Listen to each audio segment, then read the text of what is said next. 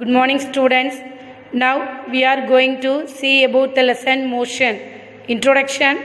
Every object undergoes motion. Even stationary objects move along with the speed of earth. First, what do you mean by motion? Motion means movement or change the position is known as motion. Any object under the influence of force may be either its state of rest or state of motion. Now we are going to see about the definition of state of rest. The object which do not change their position. That means the object without force, the object do not change their own position is known as state of rest. Example, a book lying on a table. Then state of motion, the object which change their position. That means we have to give some force, means the object move from one place to another place. Example, a boy running. Next, types of motion. There are 5 types of motion. First, linear motion, then circular motion, third, oscillatory motion, fourth, uniform motion, fifth, random motion. First, linear motion. An object moves along a straight line is said to be linear motion. Example, an athlete running, or an ant moving in a straight line, or a boy running in a straight line. All are set under the category of linear motion. Next, circular motion. An object moves in a circular path is said to be circular motion. Example, a stone tied to a rope which is rotating, or the moon revolving around the earth, or the earth revolving around the sun. All under the category of circular motion. Next, oscillatory motion. A repetitive to and fro movement. Example, spring. If you are compressing a spring and releasing it, it will go to and fro motion. It is said to be oscillatory motion. Next, uniform motion. An object travel equal distance in equal interval of time. For example, the blades of a ceiling fan. When a fan is revolving, it moves equal intervals of time. Okay, next we see about the topic uniform motion. Uniform motion means if it covers equal distance in equal interval of time, then it is said to be uniform motion. Example, car. Suppose a car covers 60 km in a car covers 60 km in 1 hour and 60 km in 2 hours and 60 km in 3 hours. So the motion of the car will be uniform. It covers equal distance in equal interval of time. So it is known as uniform motion. Did you understand the uniform motion, students? Okay, next, non-uniform motion. If it covers unequal distance in equal interval of time, that is known as non-uniform motion. Example, bus. Let us consider a bus moves slowly in crowded place. If it reaches slowly, it manages 100 meters in 5 minutes. At the same time, the road is clear, means it's able to speed 2 kilometers in 5 minutes. So it is known as non-uniform motion.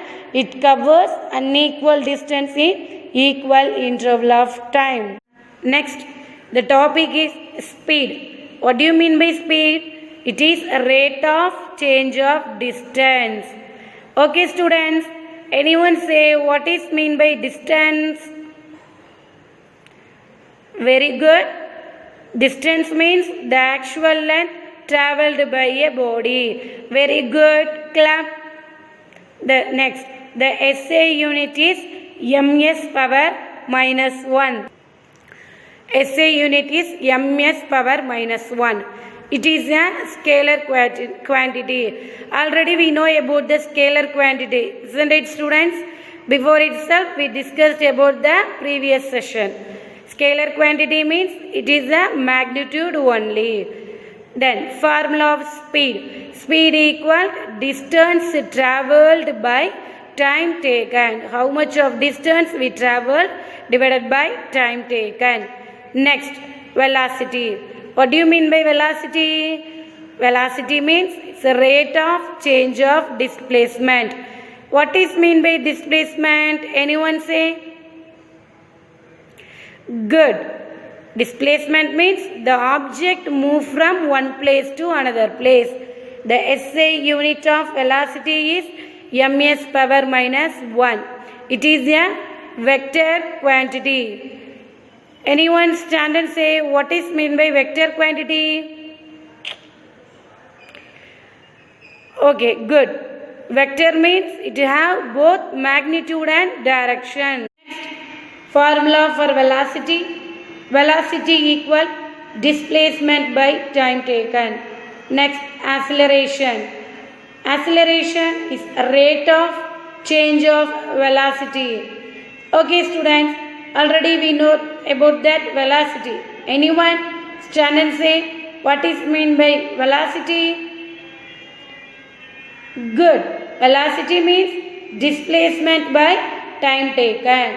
Its SI unit is ms power minus 2. It is a vector quantity. Already before itself we discussed about the vector quantity in previous session. Then formula for acceleration. Acceleration equal change in velocity by time taken. How we can find the change in velocity? So final velocity minus initial velocity, that is the change in velocity with respect to time.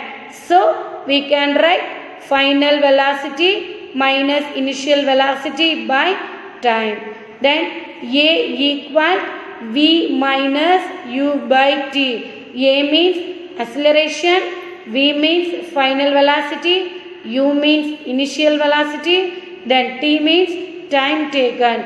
This is known as the formula for acceleration. This is very important formula also. Okay, next we can discuss about the special cases for acceleration. V greater than U. Final velocity is greater than initial velocity, means velocity will be increases, so the acceleration is positive. Then case 2, V less than U. Final velocity is less than initial velocity, means velocity will be decreases, so the acceleration is negative. The negative acceleration is also known as retardation or deceleration. Case 3, V equals U. That means final velocity is equal to initial velocity. So the acceleration is 0.